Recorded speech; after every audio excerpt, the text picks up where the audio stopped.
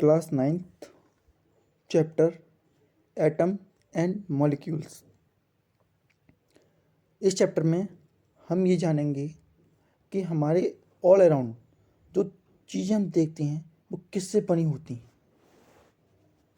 And हम ये जानेंगे उनकी प्रॉपर्टीज़ क्या होती हैं और उनमें मास क्या होता है और वो किस तरीके से रहते हैं और किस तरीके से कंबाइन होते हैं एक दूसरे से। जैसा कि हम देखते हैं अपनी डेली लाइफ में sugar, salt, scent, diamond, graphite, gold, iron, aluminium and many of the things, these all are called matters. Matter को हम पदार्थ भी कहते हैं हिंदी में।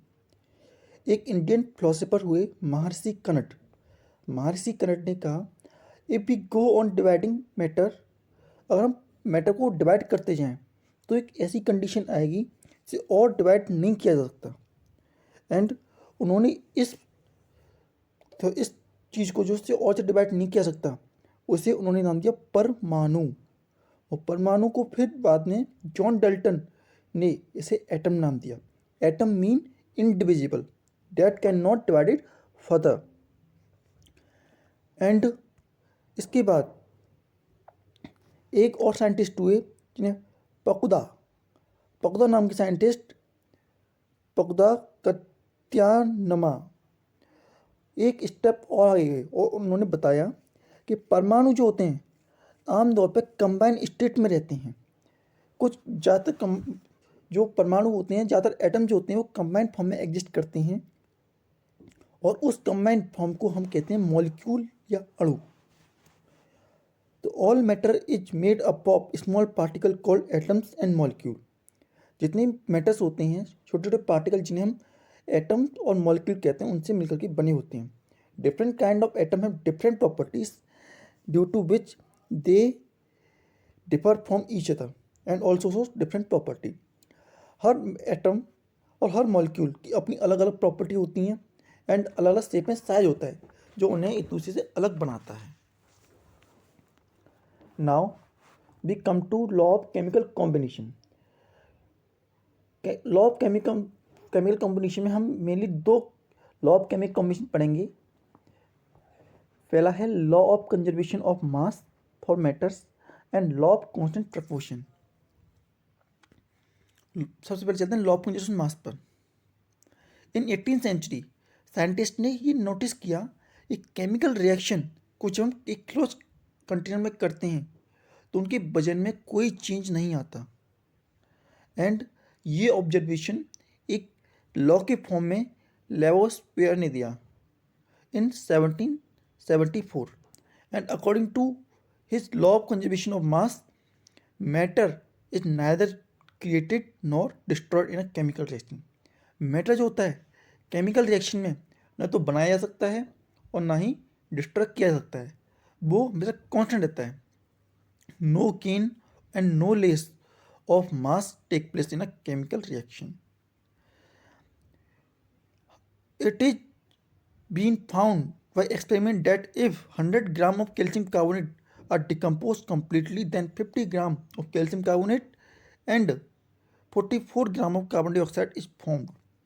जब एक 100 ग्राम कैल्शियम कार्बोनेट को हम बर्न करते हैं तो 56 ग्राम कैल्शियम ऑक्साइड और 44 ग्राम कार्बन डाइऑक्साइड प्रोड्यूस होता है और इन दोनों का सम 56 + 44 100 ग्राम होता है। इस बात से प्रूव होता है कि law of conservation of mass hold करता है, गुड, राइट है। And second law of constant proportion.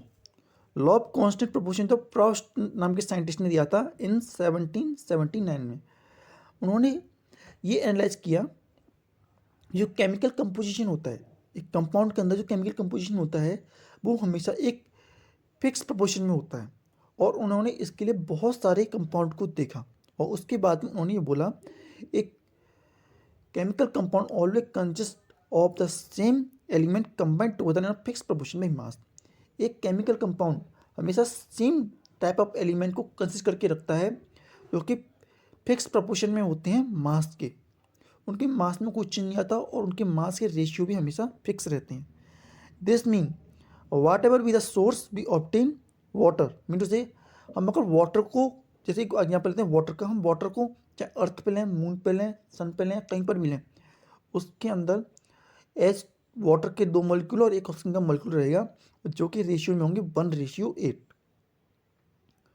इसी तरीके से अगर हम अमोनिया का लें तो अमोनिया जो होती है वो होती है NH3, तो उसके अगर रेशियो बाई मास होता है 14:3 रहता है। इस बात से लॉ ऑफ कांस्टेंट प्रोपोर्शन खुद होल्ड करता है। Next topic is Dalton atomic theory. Dalton atomic theory जो था डाल्टन नाम के साइंटिस्ट ने दिया था इन 1808 में उन्होंने अपनी थ्योरी दी थी। And the theory, according to this theory, all the matter is made up of very tiny particle called atoms। उन्होंने उस थ्योरी का नाम डाल्टन्स एटॉमिक थ्योरी दिया। और डाल्टन एटॉमिक थ्योरी के कुछ पोस्टुलेट इस प्रकार से हैं। All the matter is made up of very small particle called atom. सारे के सारे जो मैटर्स होते हैं एक छोटे से पार्टिकल से मिलकर बने होते हैं, जैसे हम एटम कहते हैं। Atom can not be divided, atom को डिवाइड नहीं किया सकता। Atom can neither be created nor be destroyed, atom को न क्रिएट किया सकता है और ना ही डिस्ट्रॉय किया सकता। Atom are of various kind, atom जो थे अलग अलग काइंड के होते हैं। There are many kind of atom as are element, और बहुत से एटम एलिमेंट की फॉर्म में दिखते हैं। All the atom of a giving element are identical, mean to से एक मैटर के या एक एलिमेंट के सारे एटम आइडेंटिकल होते हैं और सेम होते हैं। वहीं हर जो डिफरेंट टाइप के एलिमेंट होते हैं उनके जो एटम्स होते हैं वो भी डिफरेंट होते हैं मास, साइज और केमिकल प्रॉपर्टीज में। एंड केमिकल कॉम्पोजिशन बिटवीन 2 और मोर element consist together in a fix proportion by mass, उनके बीच में फिक्स प्रोपोर्शन रहता है। एंड एटम्स आपस में कंबाइन होते हैं, एटम आपस में कंबाइन होकर के कंपाउंड बनाते हैं। एंड नंबर एंड काइंड, जो नंबर कौन से एटम होंगे और काइंड ऑफ एटम दोनों फिक्स होता है। जैसे वाटर में 2 हाइड्रोजन और 1 ऑक्सीजन, मतलब 3 एटम हर जगह आपको वाटर के मॉलिक्यूल मिलेंगे, कभी 4 नहीं होंगे। During chemical combination atom of different element combine in a small whole number during formation of compound, mean to से स्मॉल होल नंबर में आपस में कंबाइन होते हैं केमिकल रिएक्शन के दौरान। And atom of the same element can combine in more than 1 to form more than 1 compound, मतलब एक एलिमेंट अलग अलग तरीके के एलिमेंट में डिफरेंट टाइप ऑफ रेशियो में कंबाइन हो सकता है टू फॉर्म द कंपाउंड।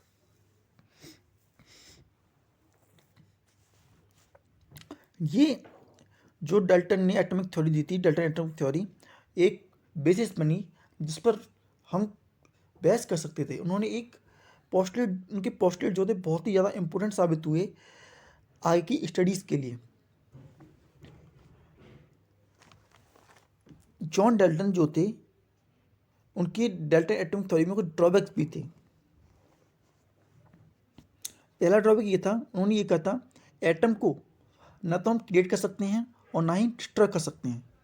लेकिन हमने ये देखा उनके कुछ समय के बाद में, हमने ये देखा कि एटम को फर्दर डिवाइड किया जा सकता है in electron, proton and neutron. And हमने दूसरी बात ये देखी, उन्होंने ये कहा था कि एटम जो होते हैं आइडेंटिकल होते हैं ऑफ द सेम एलिमेंट, लेकिन हमने ये देखा कि atom of same element have slightly different mass. जो सेम टाइप के एलिमेंट हैं उनका भी मास डिफरेंट है, और वहीं जो डिफरेंट टाइप के एलिमेंट हैं उनका मास सेम है। तो ये कुछ उसमें ड्रॉबैक्स आए और जिसको हमने फिर बाद में क्लियर भी किया। हम अब बताते हैं जॉन डाल्टन कौन के बारे में थोड़ा सा। जॉन डाल्टन जो थे 1766 में एक गरीब बीवर फैमिली में पैदा हुए थे इंग्लैंड में। एंड इन्होंने अपनी early education from his father at his village school, मतलब कि अपने पिता के साथ रहकर एक छोटे से विलेज स्कूल से ही कंप्लीट की थी। एंड उन्होंने 12 साल की उम्र से ही पढ़ाना शुरू कर दिया था इन 1793 Dalton left for Manchester and leave the physics chemistry. Mean to से मैनचेस्टर में उन्होंने फिजिक्स केमिस्ट्री एंड मैथमेटिक्स पढ़ाने के लिए चले गए थे इन कॉलेजेस. एंड इन 1974 ही डिस्क्राइब कलर ब्लाइंडनेस. उन्होंने कलर ब्लाइंडनेस को डिस्क्राइब किया. एंड इन 1808 इन्होंने डेल्टन एटॉमिक थ्योरी दी. And Dalton atomic theory become one of the foundation of modern chemistry. और ये मॉडर्न केमिस्ट्री की फाउंडेशन बेस बना. And Dalton was the first to calculate the mass of atom of soluble element. Dalton ने कुछ elements का mass calculate किया था. और डेल्टन की जो डेथ हुई थी वो 1844 में हुई थी. नाउ अब हम एक्चुअल में समझते हैं एटम होता क्या है. हमने एटम के बारे में सुना. एटम सबसे छोटा पार्टिकल होता है. लेकिन एटम होता कैसा है. एटम एक उस दीवार की तरह होता है जिसमें एक छोटी सी ईंट जो होती है वो से एक दीवार के अंदर जो एक छोटी सी ईंट होती है जिसको जो रिपीट होती रहती है और उससे पूरी दीवार बनती है. तो atom is the smallest particle of an element that take part in a chemical reaction. जो एटम होता है एक सबसे छोटा पार्टिकल होता है जो केमिकल रिएक्शन में पार्ट लेता है. एंड ये उस ईंट की तरह होता है जो कंटिन्यूसली रिपीट होती रहती है और पूरी दीवार को बना देती है. जैसे आयरन के अंदर जो एक एटम होता है वही कंटिन्यूसली रिपीट होता रहता है. गोल्ड के अंदर, सिल्वर के अंदर एक एटम रिपीट होता रहता है. जो एटम होता है size of atom is going to be very very small. हम इस बात का आइडिया इस तरह से लगा सकते हैं कि extreme small size of atom can be held from the fact that 35000000 copper atom जो होते हैं जब वो मिल जाते हैं एक साथ एंड टू एंड तब एक 1 सेंटीमीटर की एक लाइन बनती है.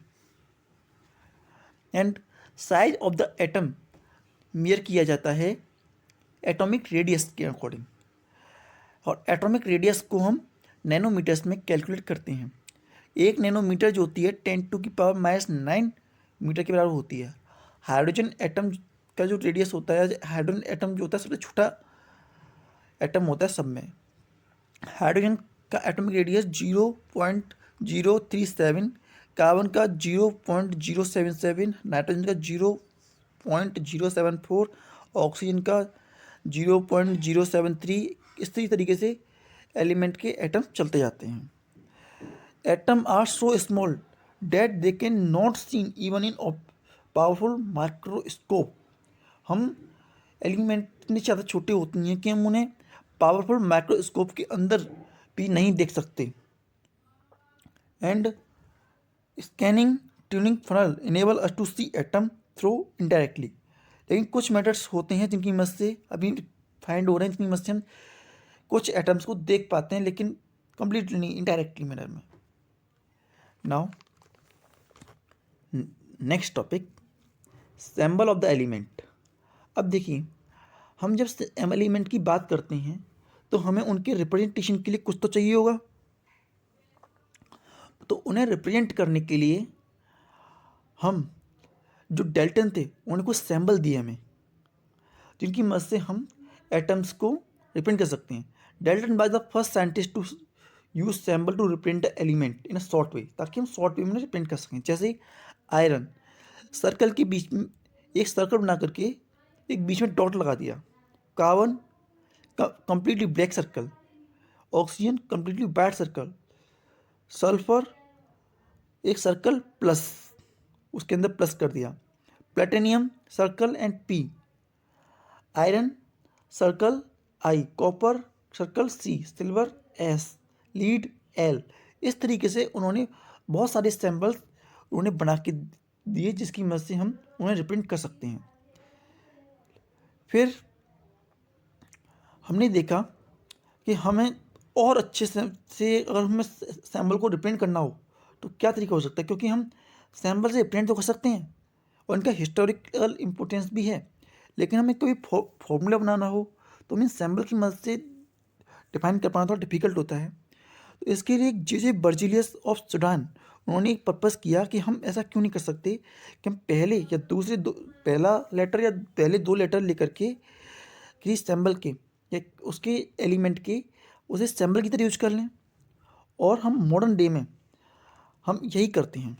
The symbol of an element is the first letter और the first letter and another letter of the English name और Latin name of the element. या तो पहला या दूसरा वर्ड इंग्लिश नेम से लेते हैं या लैटिन वर्ड से लेते हैं, जिसे लेकर के हम उसे रिप्रेजेंट करते हैं। जैसे सिंबल ऑफ हाइड्रोजन, हाइड्रोजन का सिंबल जो होता है H होता है, ऑक्सीजन का सिंबल O होता है, कार्बन का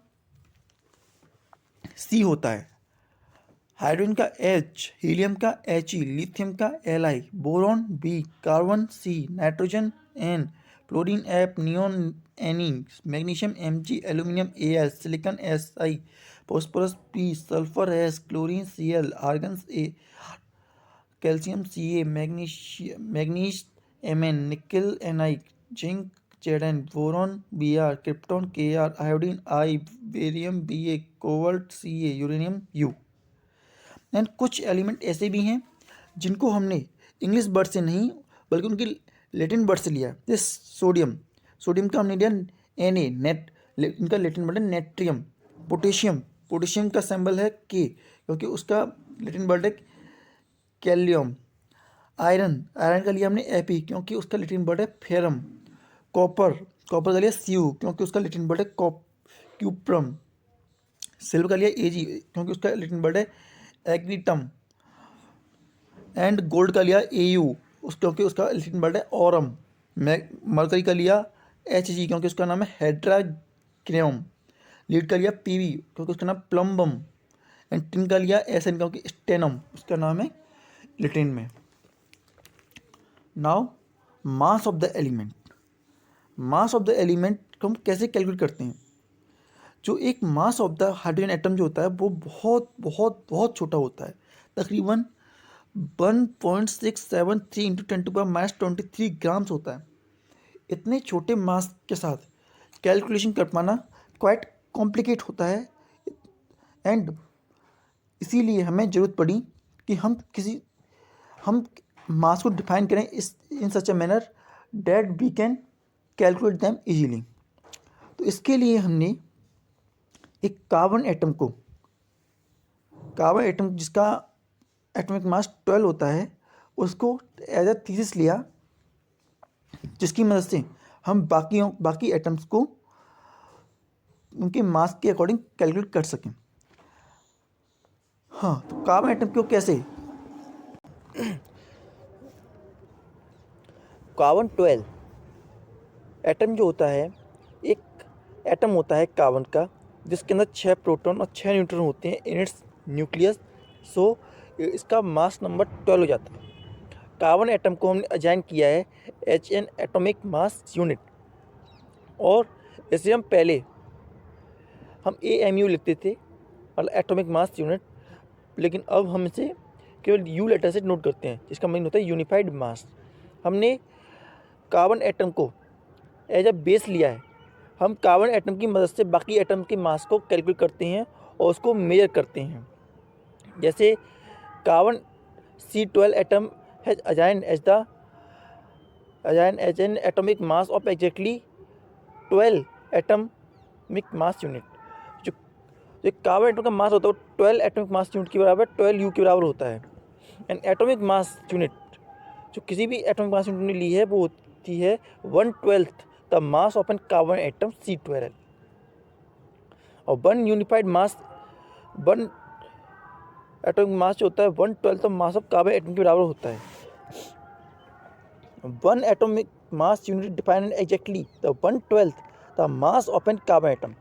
ये कुछ उसी तरीके से जिस तरीके से हम एक बड़ा तरबूज लेते हैं और उसके 12 पीस कर देते हैं, फिर उसके एक पीस से हम बाकी सभी का मास कैलकुलेट करते हैं।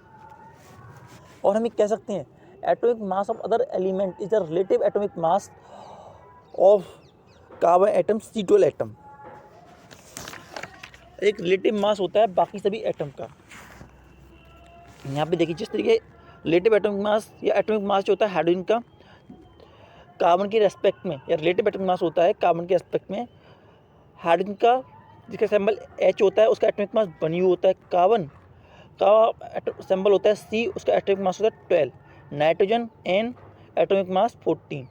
Element oxygen symbol O, atomic mass 16। Element sodium Na23, magnesium Mg24, aluminium Al27, phosphorus P31, sulphur S32, chlorine Cl35.5, potassium K39, calcium Ca14U, iron Fe56U and copper Cu63.5U। Symbol की importance क्या होती है, हम समझेंगे symbol की importance आखिर होती क्या है। सिंबल जो होता है एक एटम को रिप्रेजेंट करता है। Symbol represents the name of an atom and also represent an atom. And symbol जो होता है 1 मोल ऑफ एन एटम भी रिप्रेजेंट करता है, जिसकी वैल्यू 6.022 × 10⁻23 होती है। एंड सिंबल जो होता है किसी भी एटम का डेफिनेट मास भी रिप्रेजेंट करता है। एक एग्जांपल लेते हैं हम कार्बन एटम का। जैसे कार्बन एटम का सिंबल C कार्बन एलिमेंट को रिप्रेजेंट करता है, एंड कार्बन C ये भी दिखाता है कि वो एक एटम है कार्बन का। एंड कार्बन C ये दिखाता है कि वो 1 मोल ऑफ कार्बन एटम भी है, मतलब C12 = 6.022 × 10⁻23 carbon atom. Symbol of carbon atom represent 12 gram of carbon. 12 gram of carbon atom होते हैं। इसी तरीके से हमारे सिंबल और एलिमेंट्स को भी या और एटम्स को भी रिप्रेजेंट करते हैं। एटम का होने से हमारे लिए फ़ायदा ये रहता है कि हम शॉर्ट टर्म में पूरी स्पेलिंग लिखने की जरूरत नहीं पड़ती, शॉर्ट टर्म में लिखते हैं और बड़ी आसानी से हम उसका मीनिंग समझ लेते हैं। How do atom exist, atom कैसे एग्जिस्ट करते हैं। एटम जो होते हैं 2 वे में एग्जिस्ट करते हैं, either in the form of molecule, या तो मॉलिक्यूल के फॉर्म में, और इन फॉर्म ऑफ आइंस। तो 1 बाय 1 करके हम इस बात को समझते हुए चलते हैं। किस तरीके से, जैसे हम बहुत से कंबाइंड फॉर्म में देखते हैं, जैसे सोडियम क्लोराइड हो गया, sodium and chloride, and iodine I2, and magnesium oxide and water. इन सब में हम देख सकते हैं जो एलिमेंट है, 2 एटम एलिमेंट के कंबाइन हो रहे हैं और कंबाइन होकर के मॉलिक्यूल बना रहे हैं। तो मॉलिक्यूल होता क्या है, ये molecule is an electrical neutral group of 2 और more chemically bonded together atom. Mean to से एटम जो होता है इलेक्ट्रिकली न्यूट्रल 2 या 2 से ज़्यादा एलिमेंट का कॉम्बिनेशन होता है जो आपस में इलेक्ट्रिकली न्यूट्रल हो जाते हैं। मीन टू से अपने चार्ज शेयर कर लेते हैं, और चार्ज शेयर करके जो एलिमेंट बनते हैं उन्हें हम मॉलिक्यूल कहते हैं। A molecule is a smallest particle of a substance which has the property of the substance and exist in free state. क्या मतलब है इसका, इसका मतलब है जो एटम होता है वो सबसे छोटा पार्टिकल होता है जिसके अंदर उस सब्सटेंस की सारी प्रॉपर्टीज़ होती हैं। एटम के अंदर सारी प्रॉपर्टी नहीं होती। जिस तरीके से हम वाटर एग्जांपल लें तो H2O उसका मॉलिक्यूल है वाटर का, तो H2O के अंदर वाटर की सारी प्रॉपर्टीज़ होती हैं, लेकिन हम separately hydrogen and separately oxygen के बारे में बात करें तो उनके अंदर सारी प्रॉपर्टीज़ नहीं होती। फिर मॉलिक्यूल जो होते हैं 2 तरीके के होते हैं, molecules of element and molecule of compounds. पहले देखते हैं मॉलिक्यूल ऑफ एलिमेंट क्या होते हैं। मॉलिक्यूल ऑफ एलिमेंट वो होते हैं जिनमें कि एक ही तरीके का एलिमेंट कंबाइन होता है for the bond formation. The molecule of an element contains similar atom chemically bonded together. मतलब सिमिलर एलिमेंट होते हैं जो कि एक साथ बॉन्ड बनाते हैं। जैसे हाइड्रोजन की gas, hydrogen gas consist of H2 molecule. हम हाइड्रोजन गैस जो होती है वो सिंगल H नहीं होती, सिंगल H वो H2 होती है, वो हाइड्रोजन का मॉलिक्यूल होती है। जैसे नाइट्रोजन में similar type of element 2 combine होते हैं और N2 बनाते हैं। N2 मतलब 2 हाइड्रोजन के molecule. O2 mean oxygen gas, oxygen gas जो होती है O2 होती है, क्लोरीन गैस Cl2 होती है, आयोडीन I2 होती है। इन सब में हम ये देख रहे हैं कि same type of atom combine together. Similarly ozone O3, phosphorus P4 and sulphur acid. ये सब जो होते हैं सेम टाइप ऑफ एलिमेंट से, सारे के सारे जो एटम्स हैं इनमें सेम हैं, एंड इन सब में नंबर ऑफ एटम जितने होंगे उसी को हम उनकी एटॉमिसिटी भी कहेंगे। तो एटॉमिसिटी क्या होती है? The number of atom present in a molecule of an element. कितने नंबर ऑफ एटम एक एलिमेंट के अंदर प्रेजेंट हैं, एलिमेंट या मॉलिक्यूल के अंदर प्रेजेंट हैं, उसी को हम उसकी एटॉमिसिटी कहते हैं। जैसे जितनी भी नोबल गैसेस होती हैं उनकी एटॉमिसिटी 1 होती है और इसलिए वो मोनो एटॉमिक भी कही जाती हैं। And atomicity of the metal like sodium, magnesium, aluminium, copper, iron are also taken as 1। तो इसलिए ये भी मोनो एटॉमिक होते हैं। And atomicity of carbon element is also 1। Carbon atom की एटॉमिसिटी भी 1 होती है, इसलिए मोनो एटॉमिक बोला जाता है ये भी। फिर वहीं दूसरे hydrogen, nitrogen, oxygen, chlorine, bromine, iodine, इन सब की ये सब 2 एटम से कंबाइन होते हैं, इनकी एटॉमिसिटी 2 होती है। Atomicity of hydrogen, nitrogen, oxygen, chlorine, bromine and iodine in each is 2 and they are called diatomics.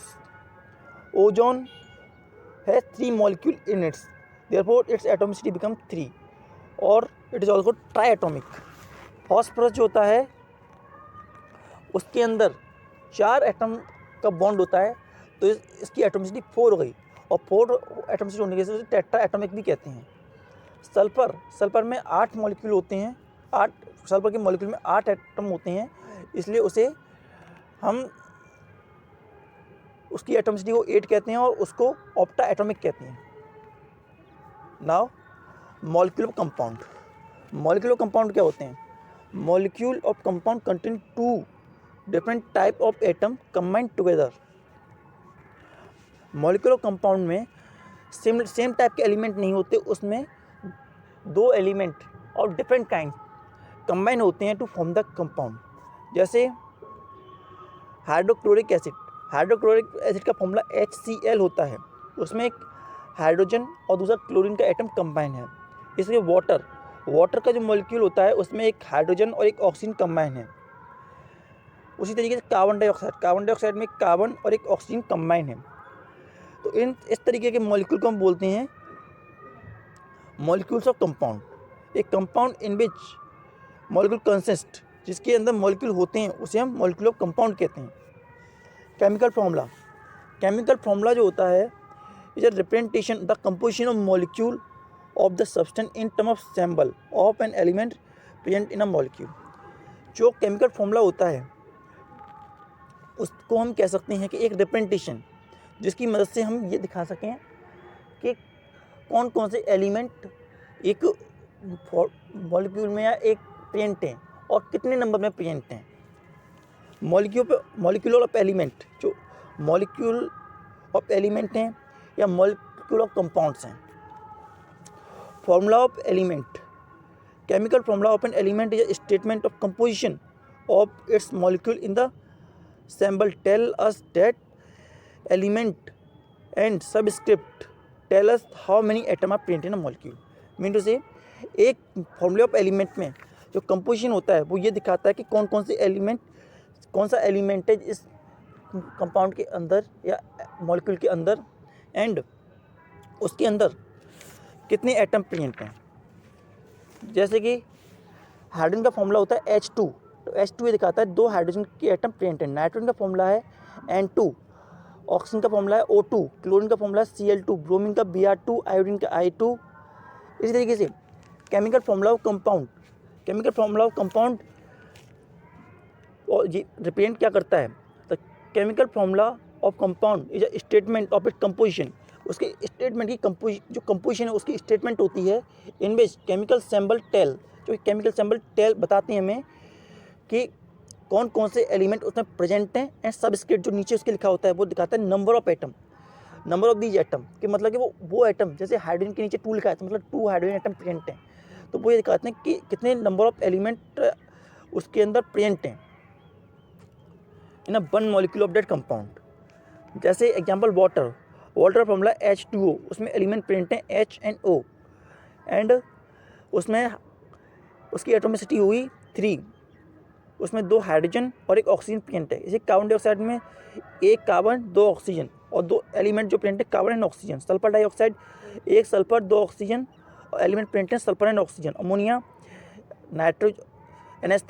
NH3 में 1 नाइट्रोजन 3 हाइड्रोजन और एलिमेंट है एलिमेंट प्रेजेंट है N and H, nitrogen and hydrogen. And methane में होता है carbon and hydrogen present है carbon 1 and hydrogen 4। Ethanol में carbon 2 and जो हाइड्रोजन मॉलिक्यूल हैं, हाइड्रोजन के एटम्स हैं वो 5 हैं और ऑक्सीजन का 1 है, तो इसमें एलिमेंट प्रेजेंट है CHO। इसी तरीके से हम डिफरेंट टाइप ऑफ एलिमेंट को यूज कर सकते हैं।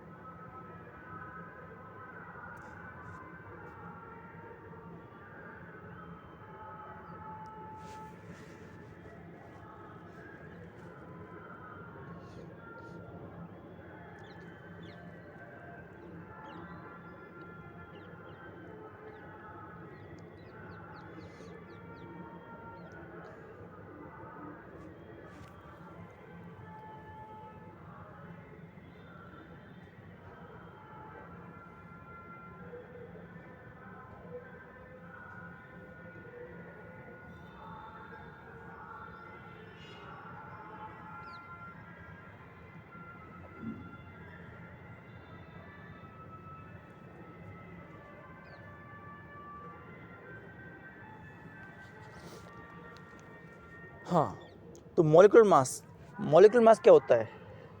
Molecular mass is an mass of substance is a relative mass. Molecular mass और रिलेटिव मास होता है जिसे हम कंपेयर करते हैं मास ऑफ कार्बन एटम C12।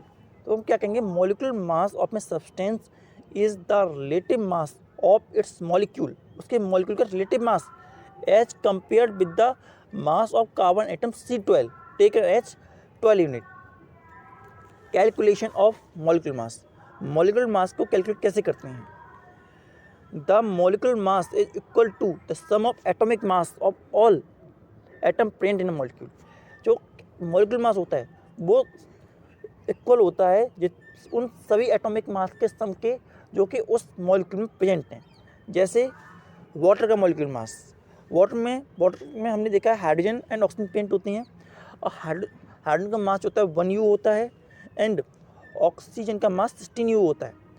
तो फॉर्मूला क्या बनता है, 2 हाइड्रोजन के एटम का मास हो गया 2 एंड 1 ऑक्सीजन के मास हो गया 16 और ऐड करने पे बन गया 18U। तो molecular mass of hydrogen and water, जो वाटर बना हुआ हाइड्रोजन ऑक्सीजन मिला करके उसका मॉलिक्यूलर मास हो गया 18U। इसी तरीके से कुछ मॉलिक्यूलर फॉर्मूलाज के जो मास होते हैं वो होते हैं, हाइड्रोजन का होता है 2U, नाइट्रोजन का 28, ऑक्सीजन का 32, क्लोरीन का 71। आप इनके मॉलिक्यूलर मास को याद कर लीजिएगा। हम एक H2SO4 का भी निकालते हैं। H2SO4 में 2 हाइड्रोजन एटम है, 1 सल्फर का है और 4 ऑक्सीजन के हैं। तो एक हाइड्रोजन का 2 तो 2 × 1, सल्फर का 1 है तो 32 × 1 एंड ऑक्सीजन के 4 हैं तो 4 × 16 और ऐड किया तो 3 + 32 + 64 = 98 मास। Significance of formula of substance, फॉर्मूले का फायदा क्या होता है? The formula represent name of the substance, फॉर्मूले से हम किसी भी सब्सटेंस का नेम पता कर सकते हैं। फॉर्मूला रिप्रेजेंट करता है 1 मॉलिक्यूल, एक मॉलिक्यूल को रिप्रेजेंट करता है फॉर्मूला, और फॉर्मूला से हम 1 मोल ऑफ मॉलिक्यूल रिप्रेजेंट कर सकते हैं। जैसे 6.022 × 10⁻23 मोल नंबर ऑफ एटम होते हैं 1 मोल में। And formula give the name of all the element present in a molecule, एक फॉर्मूले में उन सारे एलिमेंट्स का नाम होता है या एटम का नाम होता है जो कि उस सब्सटेंस के अंदर प्रेजेंट हैं। Formula give the name of an atom of each element present in a molecule. Formula represent definite mass, formula जो होता है उसका डेफिनिट मास भी रिप्रेजेंट करता है। हम एक हाइड्रोजन के एटम से एग्जाम्पल लेते हुए आपको बताते हैं। जैसे कि हम देख सकते हैं कि एक हाइड्रोजन का जो एटम होता है उसको रिप्रेजेंट करते हैं H2O से। H2O रिप्रेजेंट करता है वाटर को, H2O रिप्रेजेंट करता है वाटर के एक मॉलिक्यूल को, एंड H2O जो होता है एक मोल को भी रिप्रेजेंट करता है। वो दिखाता है एक H2O में 6.022 × 10⁻23 number of molecules of water होते हैं। और H2O ये भी दिखाता है कि इसके अंदर 2 element of hydrogen and 1 element of oxygen present है।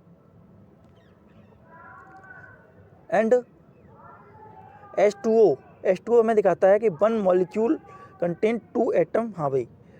एंड ये भी हमें बताता है कि एक हाइड्रोजन और एक ऑक्सीजन के अंदर प्रेजेंट है, 2 एलिमेंट प्रेजेंट है। और ये भी दिखाता है कि जो हाइड्रोजन का मास है वो 18 ग्राम है। इस तरीके से हमारे मॉलिक्यूलर फॉर्मूला के इंपॉर्टेंस रहते हैं। नाउ नेक्स्ट टॉपिक, जैसे हमने देख रखा है एक एटम जो होता है, हम आगे पढ़ेंगे इसको, कि एक एटम जो होता है electron, proton and neutron consider करके रखता है। तो एवरी एटम जो होता है equal number of electron and proton होते हैं। इलेक्ट्रॉन जो होते हैं नेगेटिवली चार्ज होते हैं एंड प्रोटॉन पॉजिटिवली चार्ज होते हैं, और एक एटम के अंदर ये फिक्स अमाउंट में होते हैं, इसलिए एटम जो होता है इलेक्ट्रिकली न्यूट्रल होता है। लेकिन क्या हो कि अगर नंबर ऑफ इलेक्ट्रॉन कम हो जाए, जितनी रिक्वायर है उससे कम हो जाए, मतलब लेस देन नॉर्मल, तो ऐसी कंडीशन में जो एटम होगा वो पॉजिटिवली चार्ज हो जाएगा। और वहीं जो एटम होंगे ज़्यादा हो जाएं, इलेक्ट्रॉन जो हैं ज़्यादा हो जाएं जो नॉर्मल से, तो वो बॉडी नेगेटिवली चार्ज हो जाएगी। It is only the electron. और एक बात, हम ऐसी कंडीशन में केवल इलेक्ट्रॉन ही एक जगह से दूसरी जगह ट्रेवल कर सकता है टू फॉर्मेशन द आयंस। हम क्योंकि इलेक्ट्रॉन जो होता है लाइट होते हैं, हम इस बात को आगे बताएंगे आपको। इलेक्ट्रॉन का मास होता है कम होता है as compare to mass of an proton. Proton का मास बहुत ज़्यादा होने की वजह से वो मूव नहीं कर पाता, लेकिन इलेक्ट्रॉन मूव कर जाता है। और इन्हीं की वजह से बनते हैं आयंस, जिन्हें हम अब पढ़ने जा रहे हैं। आयंस क्या होते हैं? An ion is an positively और negatively charge group of atom. मेरे से आयंस जो होते हैं नेगेटिव चार्ज और positive charge group of atom होता है। और फिर आयंस जैसे कि मैग्नीशियम पॉजिटिव प्लस सोडियम, तो मैग्नीशियम जो होता है Mg2 positive, chlorine ion Cl negative, sodium ion Na positive and oxide ion Na2 negative, ये कुछ आयंस होते हैं। फिर हम आयंस को भी 2 कैटेगरी में डिवाइड करते हैं, कैटाइन एंड एनाइंस। जो पॉजिटिवली चार्ज आयंस होते हैं उन्हें बोलते हैं कैटाइंस। और कैटाइन कब बनते हैं? Cation ion form by losing of 1 और more electron by an atom. जब एक एटम एक या एक से ज़्यादा इलेक्ट्रॉन लूज कर देता है तो वो कैटाइंस बनाता है। जैसे सोडियम एक इलेक्ट्रॉन को लूज करता है तो सोडियम आयन बनाता है। Na जब एक इलेक्ट्रॉन लूज करता है तो Na पॉजिटिव हो जाता है, वो कैटाइन होता है। एक कैटाइन के अंदर नंबर ऑफ इलेक्ट्रॉन कम होते हैं देन नॉर्मल, एंड ज़्यादातर जो मेटल होते हैं वो कैटाइंस होते हैं। जैसे देखिए, due to more number of proton than electron cation is positively charge on it. इसीलिए कैटाइन के पास नंबर ऑफ प्रोटॉन ज़्यादा होते हैं, इसीलिए वो पॉजिटिवली चार्ज हो जाता है। And all metal atom can lose easily, so metal are electropositive also. If an atom lose 1 electron, then the cation is positively charged from 1 unit of charge। उसके पास 1 unit of charge आएगा अगर 1 electron lose करता है तो। जैसे sodium का Na positive, क्योंकि उसने 1 इलेक्ट्रॉन लूज किया है। अगर एटम 2 इलेक्ट्रॉन लूज करता है तो उसमें 2 यूनिट ऑफ चार्ज आएगा। जैसे मैग्नीशियम Mg2 पॉजिटिव। इस तरीके से अगर कोई एटम 3 इलेक्ट्रॉन को लूज करता है तो उसके अंदर 3 पॉजिटिव चार्ज आएंगे, मतलब Al3 positive. Next point, negatively charge species are called anion. जो नेगेटिव चार्ज स्पीसीज होती हैं, मीन से जो इनके पास नेगेटिव चार्ज होता है, नेगेटिव चार्ज मात्रा में ज़्यादा होता है। और ये कब बनता है? An anion is formed by gain of 1 और more electron by an atom.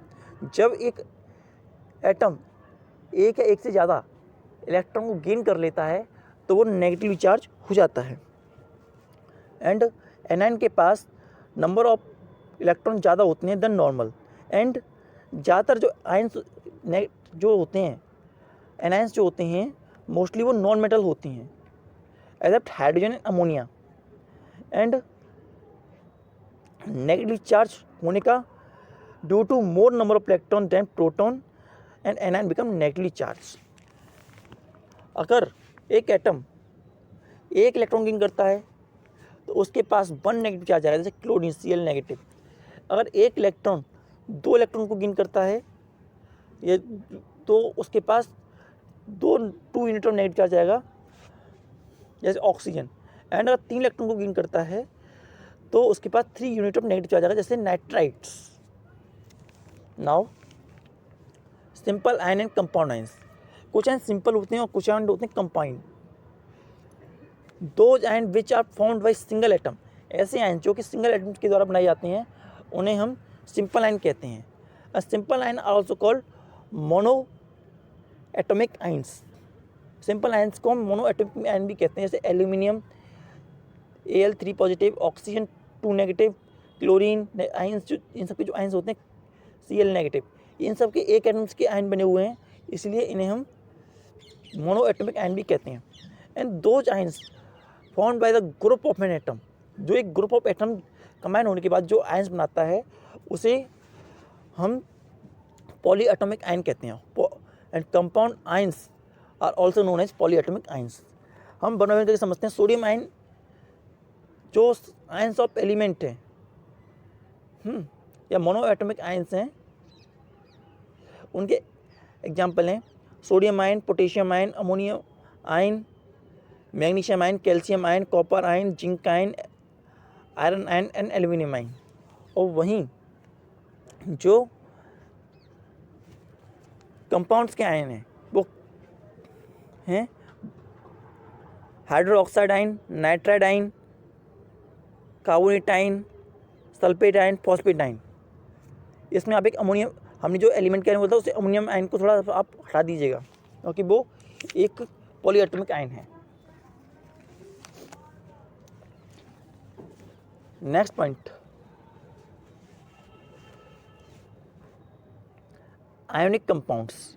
क्या होते हैं ionic compounds? Ionic compound are the compound that are made up of ions. ऐसे कंपाउंड जो आयन से मिलकर के बने हों उन्हें हम आयोनिक कंपाउंड कहते हैं। एंड आयोनिक कंपाउंड में एक पॉजिटिव चार्ज आयन होता है जिसे कैटायन कहते हैं, एक नेगेटिव चार्ज आयन होता है जिसे एनायन कहते हैं। और ये दोनों स्ट्रॉन्ग इलेक्ट्रोस्टैटिक फोर्स से आपस में कंबाइन होते हैं एंड जो फोर्स इन्हें स्ट्रांगली बॉन्ड कर रखती है उसे आयोनिक बॉन्ड या इलेक्ट्रोवैलेंट बॉन्ड भी कहते हैं। इनके एग्जाम्पल हैं सोडियम क्लोराइड। सोडियम क्लोराइड एक आयोनिक कंपाउंड है जिसमें एक positive charge sodium and negative charge chlorine है और इनके बीच में आयोनिक बॉन्ड होता है जो electrovalent electrostatic force of attraction से प्रेजेंट होता है। इसी के साथ और भी आयंस होते हैं जैसे कि सोडियम क्लोराइड, पोटेशियम क्लोराइड में KCl, उसमें cation K positive and anion Cl negative. Calcium chloride को CaCl2 में कैटायन जो होता है Ca2 और anion Cl negative. Calcium oxide CaO, उसमें cation Ca2 positive and anion O negative. Copper sulphate CuSO4, copper sulphate में Cu2 positive cation and SO4 2 negative anion. Calcium nitrate CaNO3 2 positive जिसमें calcium 2 positive है and nitrate anion है। And whenever we see compound made up of metal and a non-metal, we should say it is an ionic compound. Ionic compound को पहचानने का simple तरीका यही है कि अगर एक कंपाउंड एक मेटल और एक नॉन मेटल से मिलकर बना है तो मतलब वो एक आयनिक कंपाउंड है। Formula unit of ionic compound. हम आयनिक कंपाउंड की फॉर्मूला यूनिट कैसे होती है? तो सिंपलेस्ट फॉर्मूला होता है आयनिक कंपाउंड का वो NaCl। NaCl is simplest formula and not its actual formula. जैसे देखिए यहाँ पर एक सोडियम के एटम क्लोरीन के एटम से कंबाइन होता है by electrostatic bond of attraction. Simplest combination of ion that produce an electrical neutrality unit is called formula unit of an ionic compound. Mean से वो सिंपलेस्ट यूनिट फॉर्मूला यूनिट उसे बोलते हैं जिसको कंबाइन करके या जिसे बना करके हम इलेक्ट्रिकली न्यूट्रल कंपाउंड बना सकें, या दो एटम के कंबाइन होने से, चाहे वो एक मेटल हो एक नॉन मेटल हो चाहे कुछ भी हो, उसे इलेक्ट्रिकली न्यूट्रलिटी बैलेंस हो सके, इलेक्ट्रिकली न्यूट्रलिटी आ सके, उसे हम आयनिक कंपाउंड कहते हैं या formula unit of ionic compound कहते हैं। फॉर्मूला मास क्या होता है?